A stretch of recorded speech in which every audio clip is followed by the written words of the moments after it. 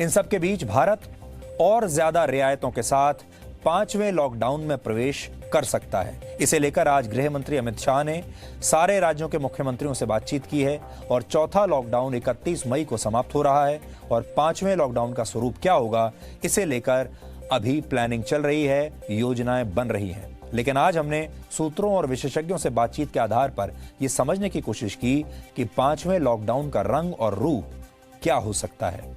पहली बात यह है कि 31 मई के बाद नए रूटों पर हवाई उड़ानें शुरू हो सकती हैं, यानी नए सेक्टर्स में और ज्यादा हवाई उड़ान शुरू होंगी। खासकर छोटे शहरों के लिए उड़ानें जल्द शुरू होने की संभावना है। हालांकि अंतर्राष्ट्रीय हवाई यात्राओं के लिए अभी कम से कम अगस्त तक का इंतजार करना होगा। इसके अलावा 1 जून से करीब 200 ट्रेन्स चलाए जाने की भी योजना है। इसके लिए टिकट बुकिंग शुरू हो चुकी है। इस महीने करीब 50 लाख श्रमिकों को श्रमिक ट्रेनों के जरिए उनके घरों तक पहुंचाया गया है।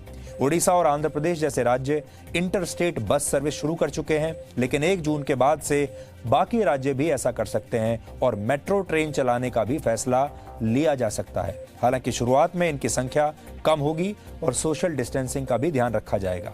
5वें लॉकडाउन के तहत और भी ज्यादा दुकानें और बाजार खोलने की इजाजत दी जा सकती है। हालांकि शॉपिंग मॉल्स को लेकर ऐसा फैसला किए जाने की उम्मीद अभी काफी कम है।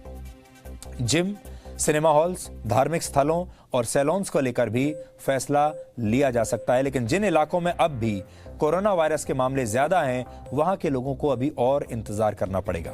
इसके अलावा शिक्षा मंत्रालय स्कूलों को फिर से खोलने के लिए नई गाइडलाइंस बनाने पर काम कर रहा है।